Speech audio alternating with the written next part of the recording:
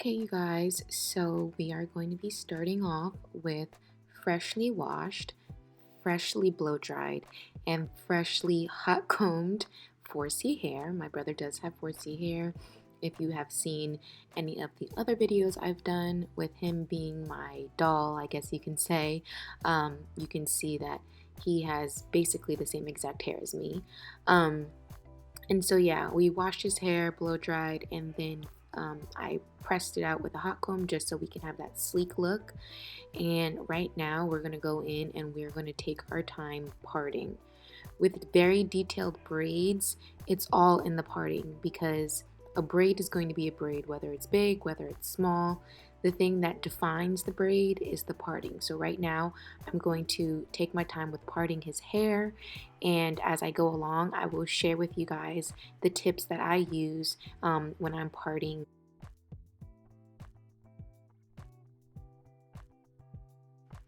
So the first tip is isolation.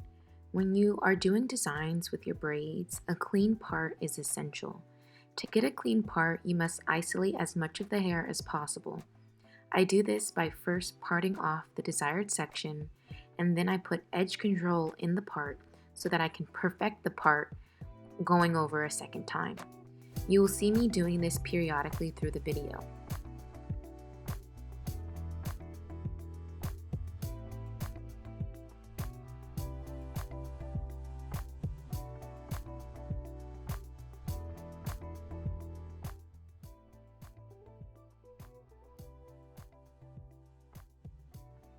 So the second tip I have for you guys is to follow natural angles.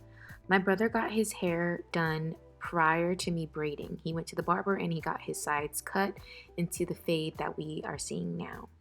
What this does is it gives me a natural angle to work with. The style of these braids require 2 perimeter braids, so all I'm really doing right here is choosing my desired thickness of the braid, and then I'm following the natural angle that his barber has already cut.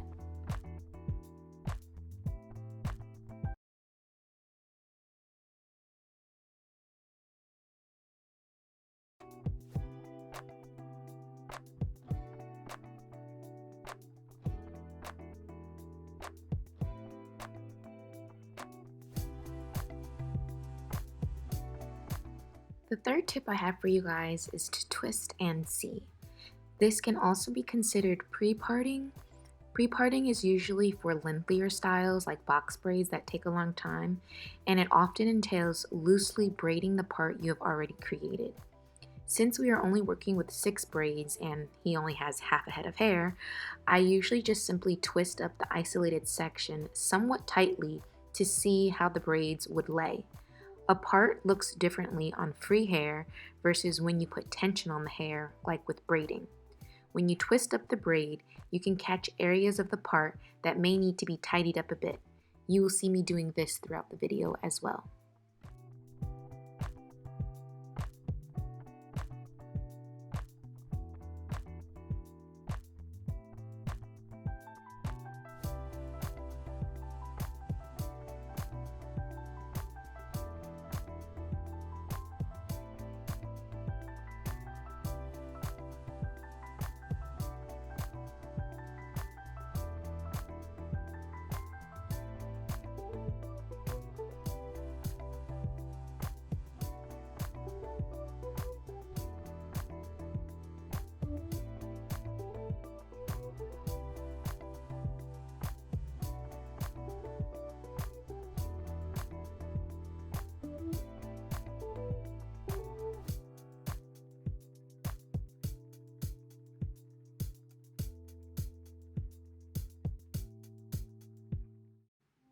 So my fourth tip for you guys is to use a rat tail comb.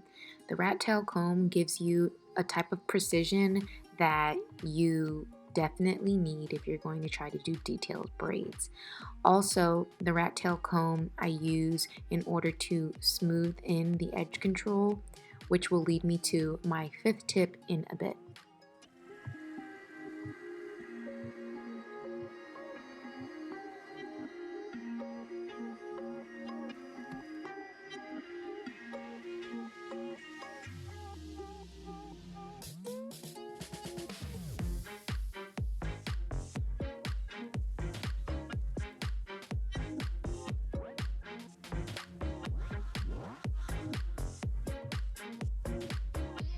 So, the fifth tip I have for you guys to be mindful of your products. Your products are your key. I found that depending on the type of hair that I'm braiding or working with, some products work best versus others. Before braiding, I like to mix jam and edge control, and I like to coat the section of hair with this. Jam is not enough of a hold for my brother's 4C textured hair, but edge control alone gets a little too tacky and too sticky to braid.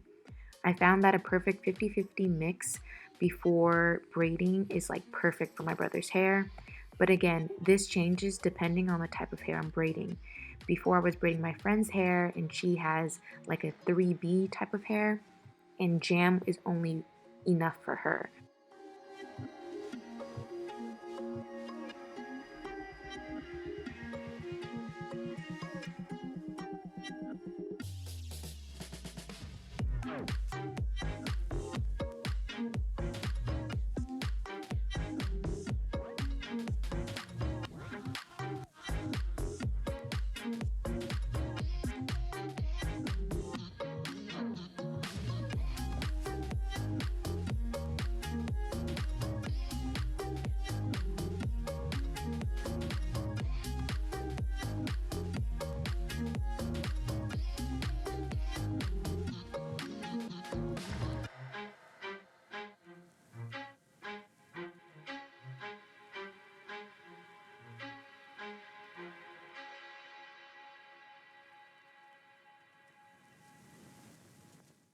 Okay, so this is all of our steps basically at work.